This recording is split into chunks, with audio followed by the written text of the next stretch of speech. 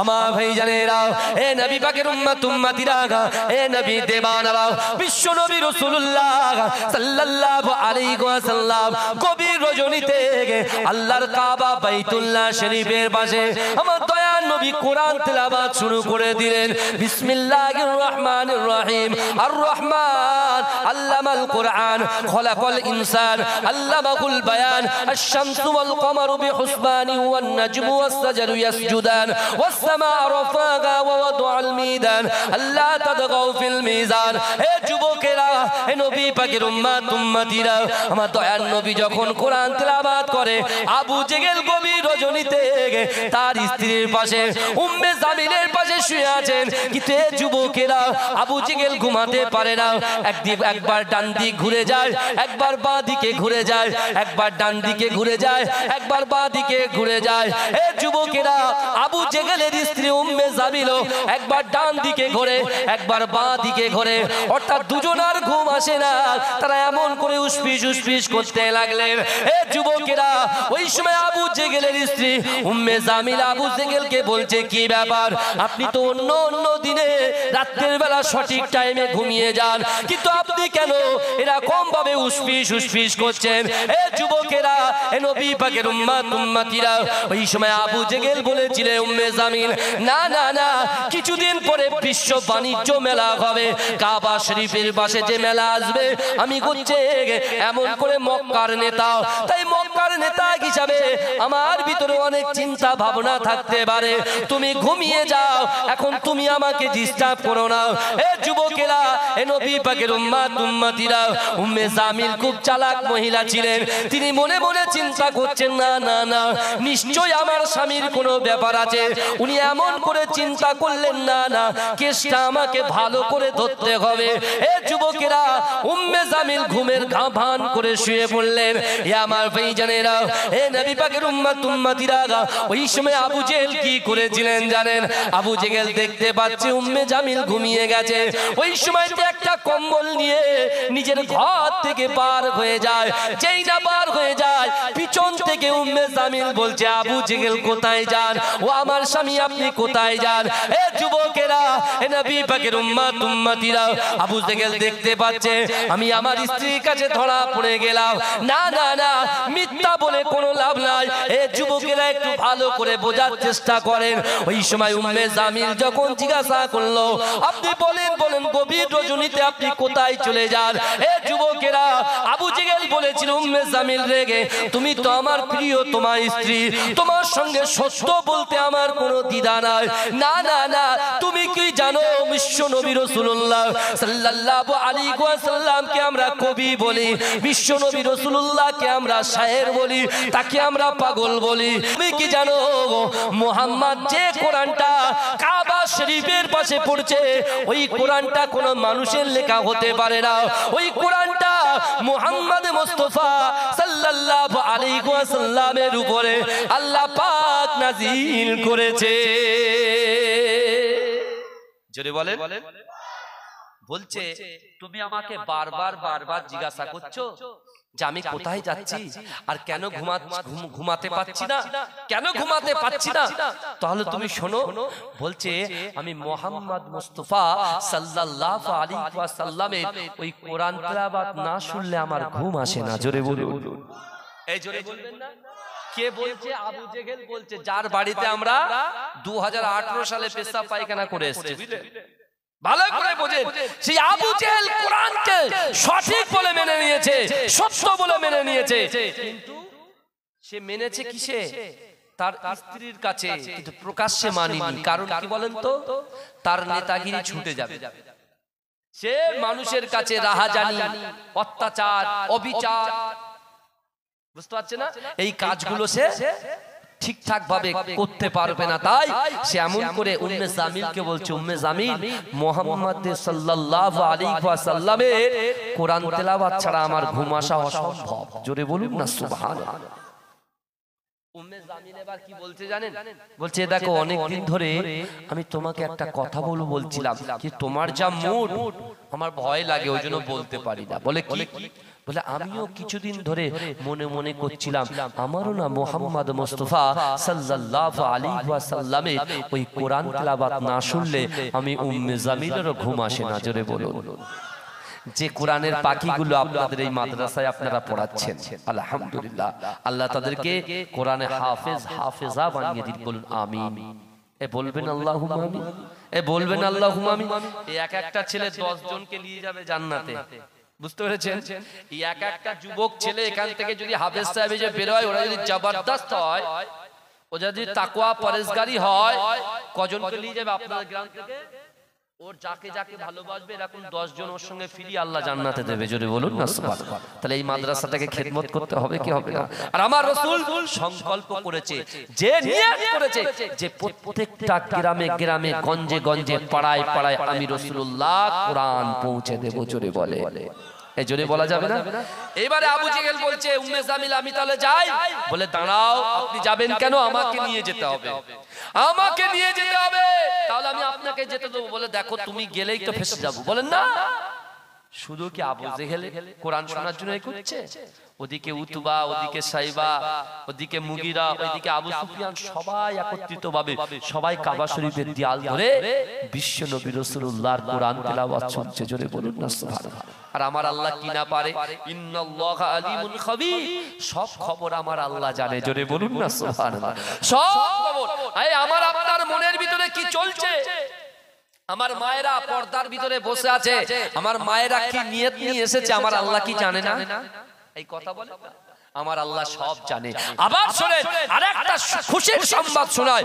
আল্লাহ রাসূল বলছেন ইন্না লিল্লাহিল মালাইকাতান সাইয়াহিনা ফিল আরদি ওয়া ইউবাল্লিগুনি মিন উম্মতি সালামা।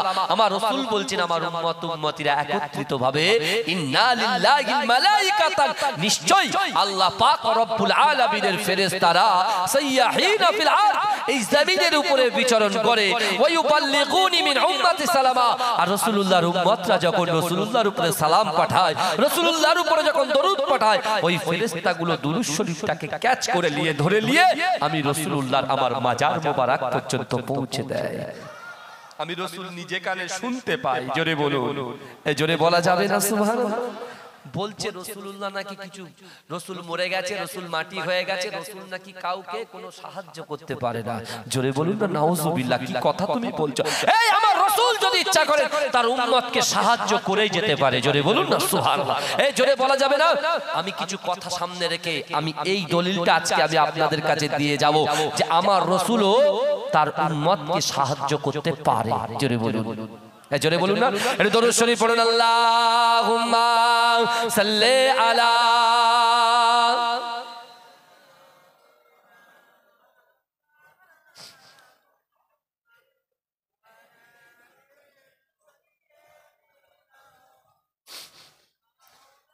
हो गिलमान देखेंगे रास्ता सरकार का, रास्ता सरकार का। हो गिलमान देखेंगे रास्ता सरकार का, रास्ता सरकार का। हो गिलमान देखेंगे रास्ता सरकार का, रास्ता सरकार का। रोलामीन चूमेंगे तलवा सरकार का, तलवा सरकार का। परवरदिगार देखेंगे रास्ता सरकार का, रास्ता सरकार का। परवरदिगार देखेंगे रास्ता सरकार का, रास्ता सरकार का। रोलामीन चूमेंगे तलवा सरकार का, तलवा सरकार का। मुज़म्मिल मुद्दासिर गए रुतबा सरकार का, रुतबा सरकार का। मुज़म्मिल मुद्दासिर गए रुतबा सरकार का, रुतबा सरकार का। पढ़ती गे आयत आयत खुतबा सरकार का, खुतबा सरकार का। रौजा से दूर गए तो आंखें बेनूर गए, आंखें बेनूर गए। रौजा से दूर गए तो आंखें बेनूर गए, आंखें बेनूर गए। पढ़ती गए आयत आयत खुतबा सरकार का, खुतबा सरकार का। हरगिज़ ना बेटियों को समझोगा कीर तुम, समझोगा कीर तुम। हरगिज़ ना बेटियों को समझोगा कीर तुम, समझोगा कीर तुम। चलती गए बेटियों से सजरा सरकार का, सजरा सरकार का। हूरो गलमान देखेंगे रास्ता सरकार का, रास्ता सरकार का। रूहुल अमीन चूमेंगे तलवा सरकार का। जोरे बोलুন না সুবহানাল্লাহ, এই জোরে বলবেন না। এই মেরাজের রজনীতে শুনেন, এই মেরাজে বিশেষ করে রজব মাসে যে মেরাজ হয়েছিল রাসূলকে, রাসূলুল্লাহ মেরাজ হয়েছিল তো। রুহুল আমিন মিন্স অর্থাৎ আল্লাহ পাকের ফেরেশতা জিবরাইল এসে যখন রাসূলুল্লাহকে নিয়ে যাবেন কোথায়, বাইতুল মুকাদ্দাস থেকে আল্লাহর কাছে, তখন তিনি যখন এসে দেখছেন আমার রাসূলুল্লাহ চোখ বুজিয়ে আছেন। আমার রাসূল কোনোদিন ঘুমাতেন না, চোখটা বুজিয়ে থাকতেন, রাসূলুল্লাহর দিলটা জাগ্রত থাকতো। জোরে বলুন না সুবহানাল্লাহ। ওই জিবরাইল এসে আমার রাসূলুল্লাহ তালওয়া অর্থাৎ পায়ে চুমা দিয়ে রাসূলুল্লাহর ঘুমটা ভাঙিয়েছিলেন। জোরে বলে, এই জোরে বলবেন না সুবহানাল্লাহ। তাই বলছে দিল কি তকদীর কি भी एक दिन মিরাজ हो, एक दिन মিরাজ हो। জোরে বলেন না। ও ভাই জান এত জোরে হবে না, পিছন থেকে এতগুলো মানুষ বসে আছেন, তাকবীর দেন না, নারে তাকবীর, নারে তাকবীর, नारे तकबीर। ये जलसा श्रोता सामीन मंडली, नारे तकबीर। दिल की तकदीर की भीगी एक दिन मिराज हो, एक दिन मिराज हो।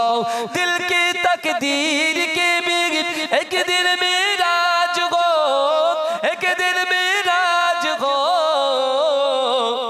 देखिए ख्वाब में चेहरा सरकार का, चेहरा सरकार का। अल्लाहुम्मा सल्ले अला।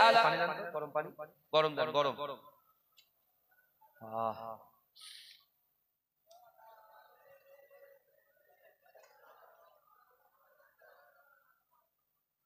আমার বাবাজিরা ভাইরা, যে কথা আমি আপনাদের সম্মুখে বলছি, আমার রাসূল কখনো ইহসান ভোলেন না, মাথায় রাখেন।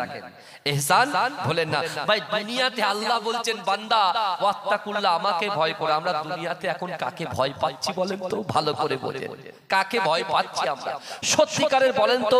আপনার নিজের জীবনের থেকে আপনি রাসূলকে ভালোবাসতে পেরেছেন তো? আপনার বাপের থেকে রাসূলুল্লাহকে ভালোবাসতে পেরেছেন তো?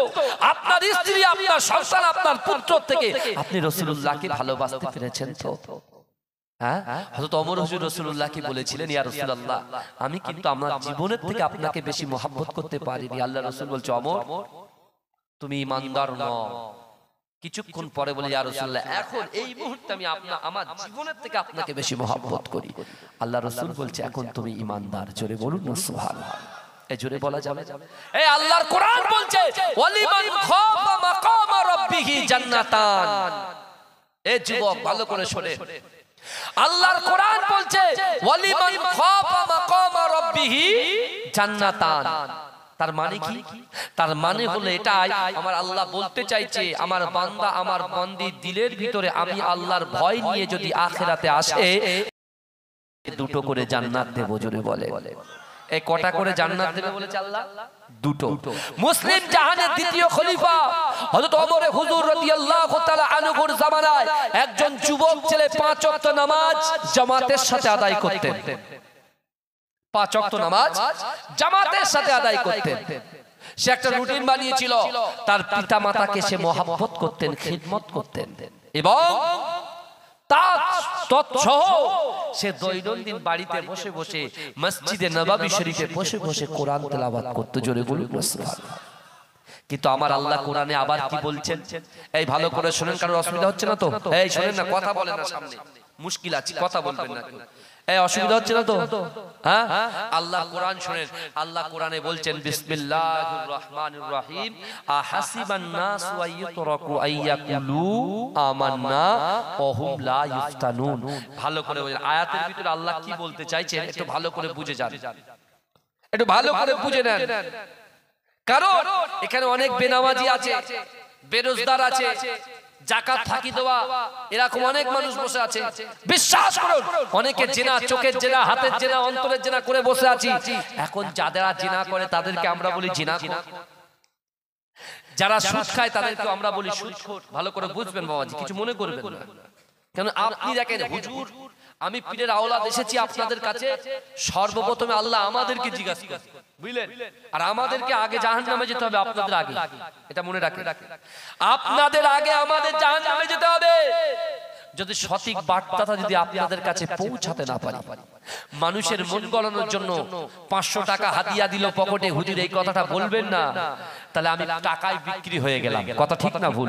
কিন্তু আমার ভাইরা, আল্লাহ বলছে বান্দা, ইন্না রাব্বাকা লাবিল মিরসাদ, নিশ্চয় আমি আল্লাহ বান্দার দিকে দেখি। ও যুবক, তুমি যেখানে লটারির টিকিট কাটো ওই জায়গায় কে আছে? আল্লাহ আছে। তুমি যেখানে জিনা করো সে জায়গায় আল্লাহ আছে। তুমি যেখানে জুয়া খেলো সেই জায়গায় আল্লাহ আছে। তুমি যেখানে পিতামাতার কষ্ট দাও সে জায়গায় আল্লাহ আছে। আল্লাহর ভয়, খৌফে ইলাহি কাকে বলে? তুমি যখন লটারি কাটতে যাবে তোমার মনে মনে হবে লটারিটা যদি কাটছি দেখছেন কে? এই জোরে বলে, এই পিতামাতার অবাধ্য হচ্ছি দেখছে কে? স্ত্রী হক নষ্ট করছি দেখছে কে? আর স্ত্রী হয়ে স্বামীর হক নষ্ট করছি দেখছে কে? অসুবিধা হচ্ছে? দেখছে কে? কে দেখছে? আল্লাহ।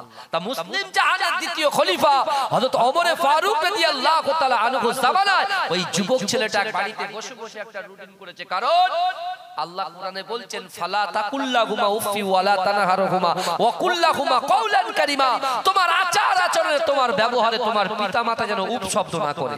এই যুবক ছেলে বলছে, আমি নামাজ পড়ি ঠিক আছে, কোরআন তেলাওয়াত করি ঠিক আছে, পিতামাতা যদি আমার প্রতি অসন্তুষ্ট হয় কোনো ইবাদত আমার কাছে কাজে আসবে না, মাইনাস হয়ে যাবে। কিন্তু আমার যুবকেরা, ওই যুবক ছেলেটা দৈনন্দিন কার পিছনে নামাজ পড়তো? যে ওমর হুজুর যে রাস্তা দিয়ে যেত সেই রাস্তা দিয়ে শয়তান যেতে পারতো? এই কথা বলেন না? সেই ওমর হুজুরের পিছনে নামাজ পড়তো। তাহলে ছেলেটা কতটা ভয় নিয়ে থাকতো। ওই যুবক ছেলেটা রাস্তা দিয়ে যায়। আল্লাহ কোরআনে বলছেন, এই যুবক ভালো করে শোনো, আমার মায়েরা ভালো করে শোনো। আল্লাহ কোরআন বলছে, বিসমিল্লাহির রহমানির রহিম, আহাসিবান নাসু আইয়ুতরাকু আইয়াকুলু আমান্না ওয়া হুম লা ইফতানুন।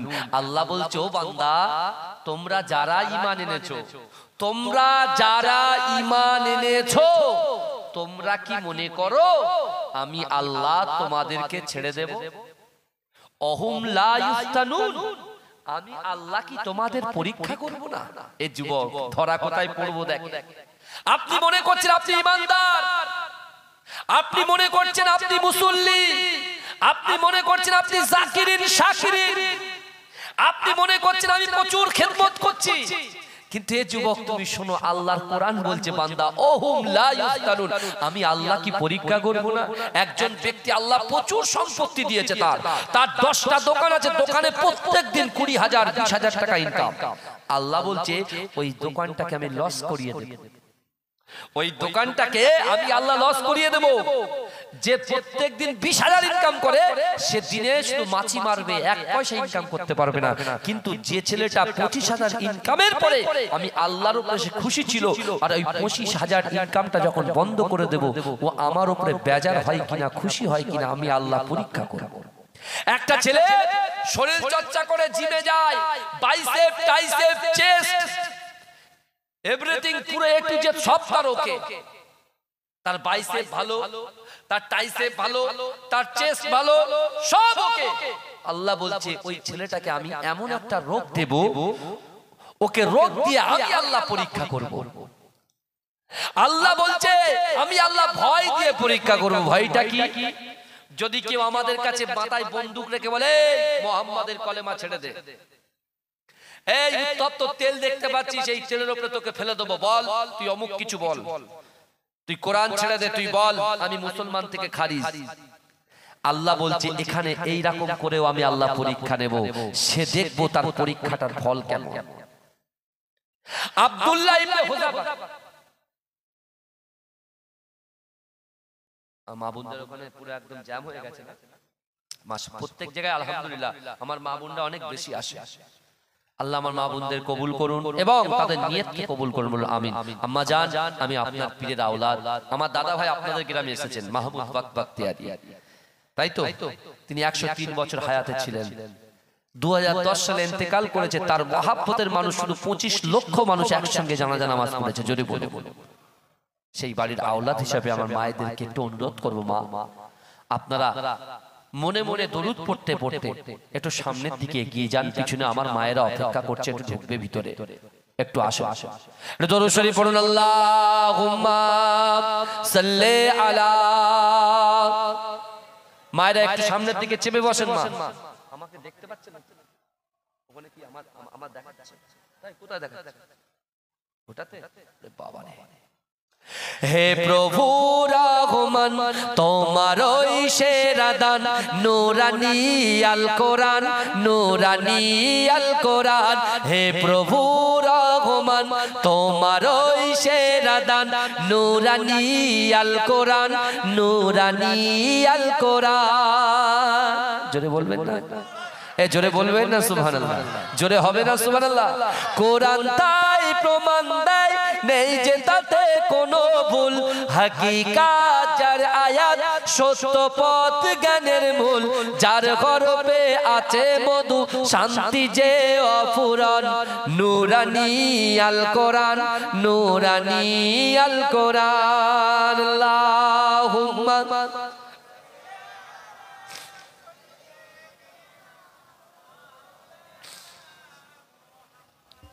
ওয়ালা আলা সাইয়্যিদিনা মাওলানা মুহাম্মদ। আমার বাবাজিরা, ভাইরা, যে কথা আমি আপনাদের সম্মুখে বলতে চাচ্ছিলাম, বিশেষ করে আল্লাহ বলছেন অহুম লা ইফতানুন, আমি আল্লাহ কিন্তু পরীক্ষা করব। এই বুঝতে পারছেন? আমরা আমাদের জীবনে ভাইজান, আমরা কাকে খিদমত করছি শুনবেন আপনারা একটু। আচ্ছা, এখন যদি কারোর শরবত খেতে ইচ্ছা হয়, আমাদের এই ইন দা বাউন্ডারির ভিতরে কেউ যদি থাকে, কাউর যদি মনে হয় যে আমি শরবত খাবো, কি খাবো? শরবত খাবো, তাহলে একটা শরবতের অস্তিত্ব কোথায়? ভালো করে বুঝবেন কথা। একটা শরবতের অস্তিত্ব হচ্ছে পানি আর চিনির সংমিশ্রণে। কথা ঠিক না ভুল? পানি আর চিনি দুটো এক জায়গায় সংমিশ্রণে হয় শরবতের অস্তিত্ব। এখন শরবতটা যদি আমিনপুরের মোড়ে, আপনি পানিটা যদি আমিনপুরের মোড়ে রাখেন আর চিনিটা যদি ফাজিলপুরের মোড়ে রাখেন, শরবত জীবনে তৈরি হবে? এই কথা বলে। শরবত তৈরি করতে গেলে আমিনপুর থেকে পানিটা নিয়ে আসতে হবে, আর সুগার মিল থেকে অর্থাৎ ফাজিলপুর থেকে সুগারটাকে নিয়ে সেই পানিতে সংমিশ্রণ করতে হবে। ভালো করে বুঝবেন। তো একটা মানুষের অস্তিত্ব কিসের? একটা মানুষের অস্তিত্ব হচ্ছে বডি, আর বডির ভিতরে আত্মা। তাহলে একটা মানুষের অস্তিত্ব। কথা ঠিক না ভুল? কথা বলে। তাহলে একটা মানুষের বডি আছে, শুধু বডি আছে কিন্তু আত্মা নেই, তাহলে বডিটার নাম কি হবে? এই জোরে বলেন, বডির নাম কি হবে? কে বললো? লাশ। মাশাআল্লাহ, বুঝতে পারছেন? তাহলে বডির ভিতরে আত্মা যতক্ষণ আছে ততক্ষণ এই বডির দাম আছে, আর যখন আত্মাটা বেরিয়ে যাবে তখন এই বডিটার আর কোনো মূল্য থাকবে না, কোনো দাম থাকবে না। এ যুবক, বিশ্বাস করো, আমাদের অর্থ, আমাদের সম্পদ, আমাদের বিল্ডিং, বালাখানা, আমাদের চলাফেরা, চাল চলন, সবকিছু কিন্তু বডির জন্য। সবকিছু কিসের জন্য? বডির জন্য। ১৫০০ বছর আগে রাসূল সাল্লাল্লাহু আলাইহি ওয়াসাল্লাম কাবা শরীফের পাশে কোরআন তেলাওয়াত করছেন, ওই কোরআনটা হচ্ছে আত্মার জন্য। জোরে বলুন, এই জোরে বলবেন। হাদিস হচ্ছে আত্মার জন্য, পিতামাতার মহব্বত হচ্ছে আত্মার জন্য, মাদ্রাসার খিদমত হচ্ছে আত্মার জন্য, বডির জন্য নয়। বডির জন্য খাওয়া দাওয়া, বুঝতে পারছেন? আপনি দেখেন না, এখন আমার শরীরে যদি অসুখ হয়, জ্বর হয়, সাথে সাথে আমি আপনার গ্রামের কক ডাক্তারের কাছে গিয়ে একটা ইনজেকশন পুশ করব, তাই তো? যদি ভালো না হয় তাহলে আমাকে এখান থেকে ট্রান্সফার করবে কোথায়? নাই নীলনতনে দেবে, নাই বনমালগুলো দেবে, নাই আমাদের এনআরএসে দেবে, নাই আরজি করে দেবে। কথা ঠিক না ভুল? দেবে কি দেবে না? কিন্তু আমার ভাইরা, এখন আপনি বলেন, তাহলে আপনি বডির জন্য বডিকে সুন্দর করে বডিটাকে আপনি মাজা ঘষা করছেন। আমার মায়েরা বডিটাকে সুন্দর করে মেকআপ করে ঠিক করে রেখেছেন, আলহামদুলিল্লাহ। কিন্তু মা আপনি বডি ঠিক করতে করতে, যুবকরা বডি ঠিক করতে করতে, এই যে আত্মা যখন কুল্লু নাফসিন যায়িকাতুল মাউত, প্রত্যেক মানুষের মৃত্যু স্বাদ গ্রহণ করতে হবে যুবক, যখন আজরাইল এসে এই প্রাণ পাখিটা নিয়ে চলে যাবে, তাহলে ওর খাদ্য তুমি কতটা দুনিয়াতে দিয়েছো বলো? কারণ তুমি যখন ইন্তেকাল করবে তোমার সঙ্গে দুটো জিনিস যাবে, তোমার গাড়ি যাবে না, বাড়ি যাবে না, স্ত্রী যাবে না, পুত্র যাবে না, কন্যা যাবে না, কেউ যাবে না, যাবে দুটো জিনিস, একটা হচ্ছে ঈমান আর একটা হচ্ছে আমল। জোরে বলুন, এই জোরে বলুন না। তা আল্লাহ কোরআনে বলছেন অহুম লা ইফতানুন, আমি আল্লাহ পরীক্ষা করব। এখন কেউ যদি গান ঠাকিয়ে বলে তুই মুসলমান নয়, তুই অমুক, তুই তমুক, আল্লাহ বলছে যখন আমি মুখ দিয়ে ভয়ে, সেই গানের ভয়ে, মানুষের ভয়ে, ব্যক্তির ভয়ে যখন আমি বলে দেব যে আমি আর মুসলমান নয়, তাহলে আমি আর ঈমান নিয়ে যেতে পারবো? এই কথা বলে, তাহলে আমরা ঈমান নিয়ে যেতে পারবো না। কিন্তু আমার ভাইরা ভালো করে বোঝেন, মুসলিম জাহানের দ্বিতীয় খলিফা হযরত ওমর হুজুরের দরবারে ওই যুবকটা সুন্দর মাথায় টুপি দিয়ে, মুখ ভরা দাড়ি দিয়ে, জুব্বা পরে, পিতামাতার খিদমত করে ফজরের নামাজের সময় উঠে মসজিদের দিকে হেঁটে যাচ্ছে। জোরে বলুন না সুবহানাল্লাহ। এখন মসজিদের দিকে হেঁটে যাচ্ছেন আর রাস্তার মিডিলে একটা ব্যভিচারিণী নারী, একজন ব্যভিচারিণী নারী, সে দাঁড়িয়ে দাঁড়িয়ে তার প্রতি এত আসক্ত হয়ে পড়লো যে সেই মেয়েটা, সেই যুবতীটা, সেই ব্যভিচারিণী নারীটা, তার সারা রাত আর ঘুম আসছে না। সে মনে মনে ভাবছে এর সঙ্গে যদি আমি একটা রাত কাটাতে পারতাম তাহলে আমার জীবনটা ধন্য হয়ে যেত, কারণ তার প্রতি আমার মনটা ফিদা হয়ে আছে। ভালো করে বুঝেন। এখন যুবকটাকে সে ডাইরেক্ট কিছু প্রপোজাল দিতে পারছে না, ডাইরেক্ট প্রপোজ করতে পারছে না। কারণ কি? কারণ কি? তার মাথায় টুপি আছে, মুখে দাড়ি আছে, সুন্দর জুব্বা আছে, সে ছেলেটা 5 ওয়াক্ত নামাজ আদায় করে, সে কোরআন তেলাওয়াত করে, সে বাড়িতে পিতামাতার খিদমত করে। ওই ব্যভিচারী নারীটার সাহস হচ্ছে, সাহসে কুলায় না যে তাকে সে জিনার অফার দেবে। তাহলে এই মাদ্রাসা থেকে খিদমত করে, এই মাদ্রাসা থেকে পড়াশোনা করলে নারী জাতীয় কিন্তু তাদেরকে ভয় পাবে। পাবে কি পাবে না? কথা বলে। কিন্তু আমার ভাইজানেরা, হে নবী পাকের উম্মত উম্মতিরা, হে যুবকেরা, একটু ভালো করে বোঝার চেষ্টা করেন। মুসলিম জাহানের দ্বিতীয় খলিফা হযরত ওমর ফারুক রাদিয়াল্লাহু তাআলা আনহু মসজিদে নববী শরীফে যখন আজান হয়, হে যুবকেরা, হে নবী পাকের উম্মত উম্মতিরা, এই যুবক ছেলেটা টুক টুক টুক টুক করে রাস্তা দিয়ে হেঁটে হেঁটে যায়। এমন তো অবস্থায় ওই ব্যভিচারী নারীটা ওই ছেলেটার দিকে তাকিয়ে থাকে, কিন্তু কোনো কথা বলতে পারে না। এ যুবকেরা, হে নবী পাকের উম্মত উম্মতিরা, আমিরুল মুমিনিন হযরত ওমর ফারুক রাদিয়াল্লাহু তাআলা আনহু ইমামতি জায়গায় দাঁড়িয়ে গিয়েছে। এই যুবক ছেলেটা মুক্তাদি হয়ে তাকবীরে তাহরিমা বেঁধেছে। হে যুবকেরা, হে নবী পাকের উম্মত উম্মতিরা, নামাজটা শেষ হয়েছে, সালাম ফিরিয়ে দোয়া হয়ে গেছে।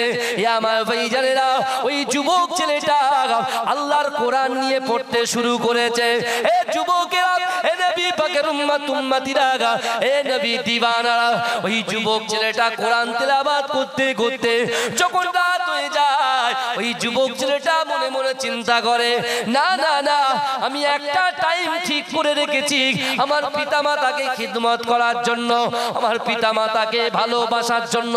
হে যুবকেরা, হে নবী পাকের উম্মত উম্মতিরা, ওই যুবক ছেলেটা কোরআন তেলাওয়াতটাকে বন্ধ করে দিয়ে ওই রাস্তা দিয়ে যখন কেটে আসে, আমার ভাইজানেরা, ওই যুবতী নারীটা ঘরের ভিতরে তার একজন খাদেমা ছিল, ওই খাদেমাকে বলতে লাগলেন, ভাই এসছে নাকি? নারে তাকবীর, এই নারে তাকবীর, জোরে বলেন না, নারে তাকবীর। মাসলাকে মুজাদ্দিদ জামান, মুজাদ্দিদ জামানের হক সিলসিলা পীরজাদা ভাইজান হুজুর কিবলা, নারে তাকবীর, নারে তাকবীর। আল কোরআনের আলো, আল হাদিসের আলো, পীরজাদা মুশফিকিন সিদ্দিকী ভাইজান হুজুর কিবলা, নারে তাকবীর, নারে তাকবীর। বড় ভাইজান হুজুর কিবলা, বড় ভাইজান হুজুর কিবলা, নারে তাকবীর। আমার ভাইজান আলহামদুলিল্লাহ, এই যারা বাড়িতে আছেন সকলে চলে আসেন, আমার প্রিয় বড় ভাইজান হুজুর কিবলা এসেছেন, আলহামদুলিল্লাহ, আলহামদুলিল্লাহ। উঠে দাঁড়ান, একটু উঠে দাঁড়ান, উঠে দাঁড়ান, উঠে দাঁড়ান আমার ভাই। এটা তাকবীর দান, নারে তাকবীর, নারে তাকবীর, নারে তাকবীর। মাশাআল্লাহ, মাশাআল্লাহ। আল্লাহ আমার ভাইকে কবুল করুন, বলুন আমিন। এবার বসে যান ভাইজান, বসে যান। আমার ভাইজান কিছুক্ষণ পরে আসবে আলহামদুলিল্লাহ। বসে যান সবাই, বসে। এই ভালো করে বুঝতে পারছেন তো আমার কথা?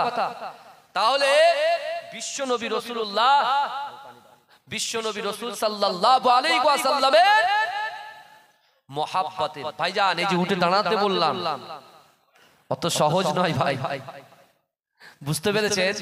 আমার পর্দাদা জি আহমদ আলী হামিদ জালালি রাহমাতুল্লাহ আলাইহি, অর্থাৎ মাহমুদ বাখতিয়ারি রাহমাতুল্লাহ আব্বা জান 22 বছর ফুরফুরায় খিদমত করেছে। জোরে বলুন কত বছর? 22 বছর। তিনি মুজাদ্দেদ জামান দাদা হুজুর পীর কেবলা যখন বসিরহাট আল্লামা রুহুল আমিন শাহ রাহমাতুল্লাহ আলাইহিকে নিয়ে সঙ্গে করে নিয়ে যখন কোথায় গিয়েছিল, কাবা বাইতুল্লাহ শরীফে গিয়েছিলেন, বিশ্বাস করুন মুজাদ্দেদ জামান দাদা হুজুর পীর কেবলার রোহানি দোয়ার ওসিলায় মাজরাইট হুজুর পীর কেবলার আব্বাজান রোহানি হালাতে কাবা বাইতুল্লাহ শরীফ মুজাদ্দেদ জামানের সঙ্গে তওয়াফ করেছিলেন। জোরে বলুন, এই জোরে বলবেন না সুবহানাল্লাহ? তাহলে সেই ঘরের আওলাদ যতদিন বেঁচে থাকবো ততদিন ফুরফুরা দরবার শরীফের ভাইজানদেরকে সম্মান করব। বলুন ইনশাআল্লাহ, বলুন ইনশাআল্লাহ। অনেকে অনেক কিছু বলে, যে যা বলে বলুক না, যে যা বলে বলুক। এই কেউ বলছে কবর জিয়ারত করা যাবে না, কেউ বলছে পীর মানার কথা, এই নানান রকম কথাবার্তা বলে। আমি বলছি ভাইজান শুনেন, কোনদিন কি মুজাদ্দেদ জামান দাদা হুজুর পীর কেবলার কোন ওসিয়াতনামায় দেখেছে যে কবর জিয়ারত করা হারাম বা বিদআত? এই কথা বলেন না। হ্যাঁ, আমার বাপ ইন্তেকাল করেছে, আমার বাপ চলে গেছে, মা চলে গেছে, যে মা বাপ আমাদের সন্তানের উৎস, সেই বাপের কবরের সামনে সন্তান হিসেবে হাত তুলে দোয়া করতে পারবো না? এই কথা বলেন না। হ্যাঁ, বিশ্বনবী রাসূলুল্লাহ সাল্লাল্লাহু আলাইহি ওয়াসাল্লাম মা আয়েশা সিদ্দিকা রাদিয়াল্লাহু তাআলা আনহার ঘরেতে আছেন। এই ভালো করে শুনেন, মা আয়েশা সিদ্দিকা দেখতে পাচ্ছেন মদিনাতেও রাসূলুল্লাহ শত্রু প্রচুর। মা আয়েশা সিদ্দিকা চোখটা খুলে দেখছেন রাসূলুল্লাহ ঘরের মধ্যে নাই। মা আয়েশা সিদ্দিকা ঘর থেকে বার হয়ে গেলেন। এই বুঝতে পাচ্ছেন? ঘর থেকে বার হয়ে গিয়ে মা আয়েশা সিদ্দিকা দেখতে পাচ্ছেন বিশ্বনবী রাসূলুল্লাহ জান্নাতুল বাকিতে গিয়ে দু হাত তুলে আল্লাহর কাছে কবরবাসী এবং তার সকল উম্মতির জন্য দোয়া চাইছেন। জোরে বলুন, জোরে বলবেন না? আল্লাহর রাসূল তো করেছেন।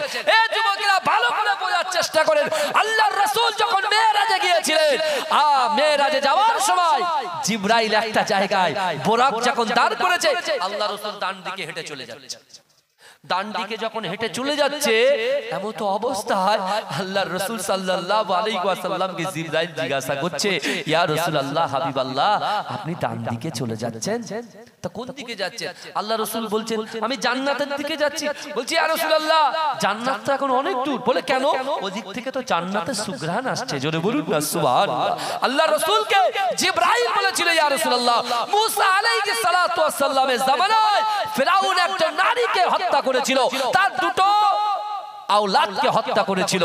ইয়া রাসূলুল্লাহ হাবিবাল্লাহ হুজুর, তার ছোট বাচ্চাটা দুধ পান অবস্থা, এরকম বয়স, তার ছোট ভাই বড় ভাইকে যখন উত্তপ্ত তৈলের মধ্যে ফেলে দিল, আর ফিরাউন যখন বলছে তুই আমাকে খোদা বল, ফিরাউন বলছে মুসা তাকে, তুই আমাকে খোদা বল। মুসা তা বলছে, ফিরাউন শোন, যে আল্লাহ তোকে সৃষ্টি করেছে, যে আল্লাহ আমার সন্তান দুটোকে সৃষ্টি করেছে, সে আল্লাহ আমি মুসা তাকেও সৃষ্টি করেছেন। অর্থাৎ আমি আল্লাহকে ভয় পাই, ফিরাউনকে ভয় পাই না। জোরে বলুন, এই জোরে বলবেন না? বড় সন্তানটাকে নিয়ে যখন উত্তপ্ত তৈলের মধ্যে ফেলে দিল, আল্লাহ পাক সেই মায়ের 2 বছরের শিশু, সে কথা বলতে পারে? এই 1 বছর 1.5 বছর 2 বছরের শিশু ভালোভাবে কথা বলতে পারে? আল্লাহ তার মুখটা ফুটিয়ে দিয়ে মাকে সান্ত্বনা দিয়ে বলল, মা, একদম এই কাপুরুষ শয়তান ফিরাউনের কথা আপনি মানবেন না, আমাদের কথা চিন্তা করবেন না, একদিন না একদিন মা এবং সন্তানের সাক্ষাৎ আল্লাহ জান্নাতে করে দেবে। জোরে বলুন, এই জোরে বলা যাবে না সুবহানাল্লাহ? ওই সময় ওই বাচ্চা ছেলেটা মাকে সান্ত্বনা দিয়ে বলছে, মা আপনি ঘাবড়াবেন না, আমার 2 ভাইয়ের জন্য চিন্তা করবেন না। ফিরাউন মায়ের কোল থেকে সন্তানকে ছিঁড়ে নিয়ে উত্তপ্ত তৈলের মধ্যে ফেলে দিলেন। আল্লাহ বললেন, ওহুম লা ইফতানুন, আমি আল্লাহ পরীক্ষা করব। এই যুবকেরা দুনিয়ার জমিনে মুসলমানদের যতই বিরোধী করুক না কেন, এই যুবকেরা ভালো করে বোঝার চেষ্টা করো, যতই আমেরিকা আর ইউরোপের জারজ সন্তান ইসরায়েল যতই ফিলিস্তিনের প্রতি অ্যাটাক করুক না কেন, যতই কোন জালেম সরকার মুসলমানদের প্রতি অত্যাচার করুক না কেন, এই যুবকেরা আমাদের নিয়ত ঠিক রাখতে হবে, কোরআনকে বুকে রাখতে হবে, নামাজের পাটিতে দাঁড়িয়ে আল্লাহর কাছে ভরসা করতে হবে। দেরি হলেও মুসলমানদের বিজয় আসবে ইনশাআল্লাহ। জোরে বলুন না সুবহান। এই জোরে বলবেন। দেরি হলেও একদিন কিন্তু বিজয় আমাদের আসবে আসবে আসবে ইনশাআল্লাহ। জোরে বলুন না সুবহান। আমার রাসূল কোরআন যখন পড়েছিল একা ছিল, কোটি কোটি কোটি কোটি কোটি কোটি তার উম্মত হয়েছে। জোরে বলুন না সুবহানাল্লাহ।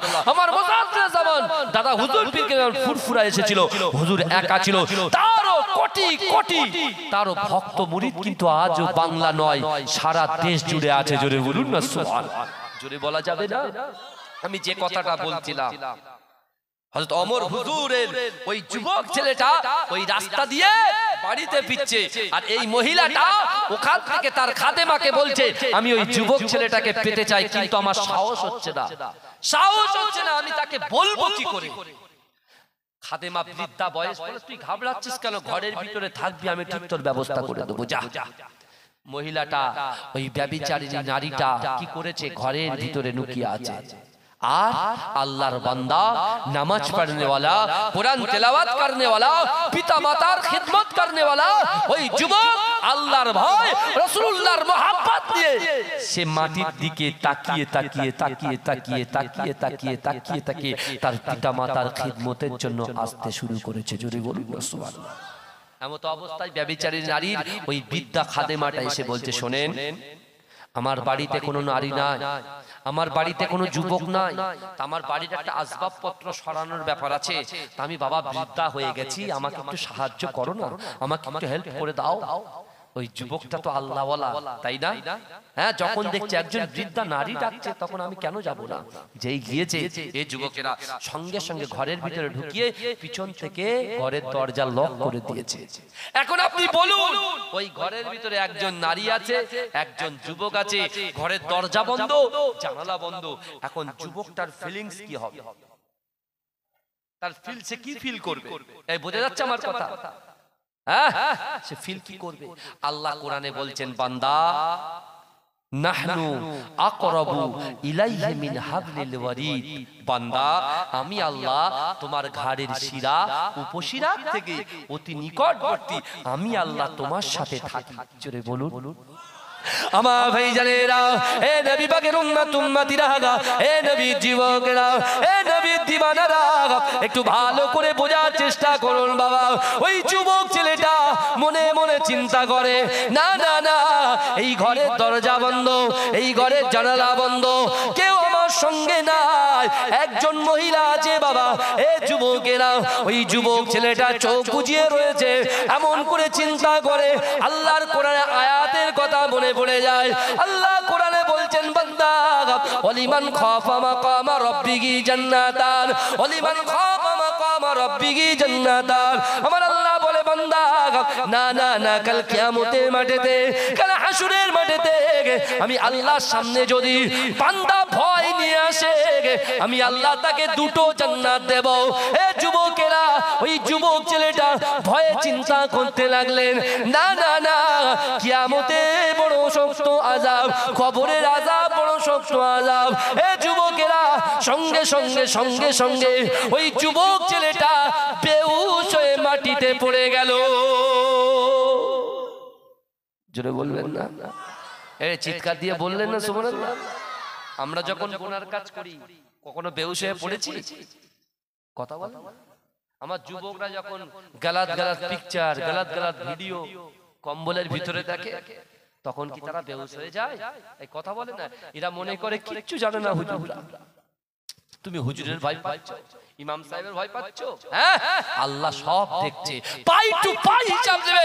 রাসূল আবার মসজিদে নববী শরীফে অজর কাঞ্চন সিদ্দিক আকবর জিজ্ঞাসা করছে, ইয়া রাসূলুল্লাহ আপনি এমন করে কাঞ্চন? আল্লাহ রাসূল বলছে, সিদ্দিক আকবর, হে আবার আবু বকর, তুমি জানো আমার উম্মত উম্মতি যখন আল্লাহর সামনে মিজানের পাল্লার সামনে দাঁড়াবে, আল্লাহ 5টা প্রশ্ন করবে। এ যুবক, এই 5টা প্রশ্ন আল্লাহ করবে। আল্লাহর প্রশ্নের জবাব আমাদের দেওয়ার ক্ষমতা আছে তো? কথা বলেন না। এখন শুধু মুখ দিয়ে একে বলি ও খারাপ, ওকে বলছি ও খারাপ, ওকে বলছি সে খারাপ।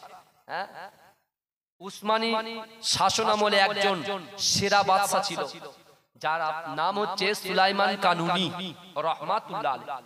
কি নাম বললাম? এই জোরে বলেন, সুলাইমান কানুনী রাহমাতুল্লাহ আলাইহি।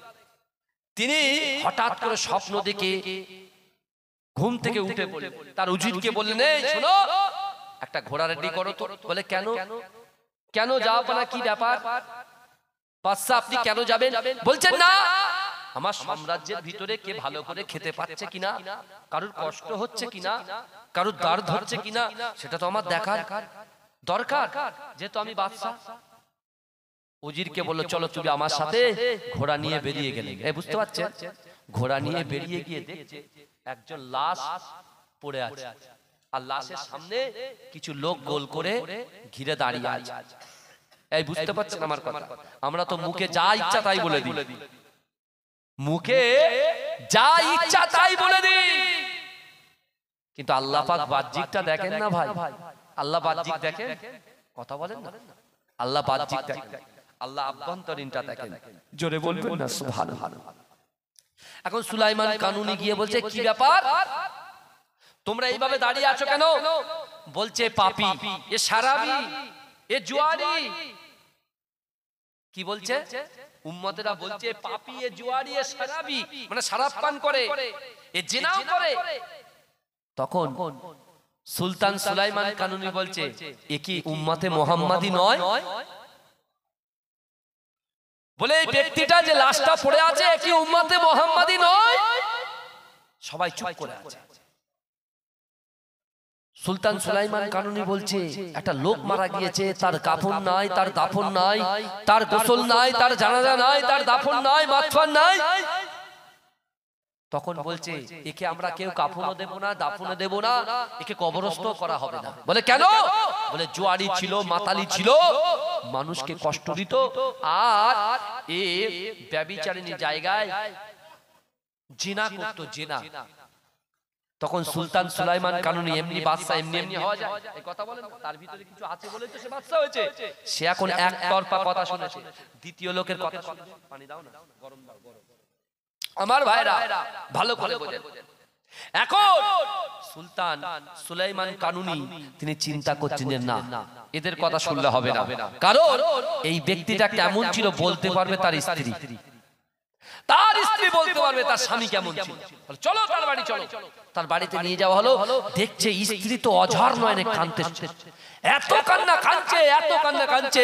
সুলাইমান কানুনী বলছে, তিনি কিন্তু তার পরিচয়টা দেননি, তাহলে ঘাবড়ে যাবে, ঘাবড়ে যাবে। সুলতান সুলাইমান কানুনী বলছে, কি ব্যাপার, আপনি কাঁদছেন কেন?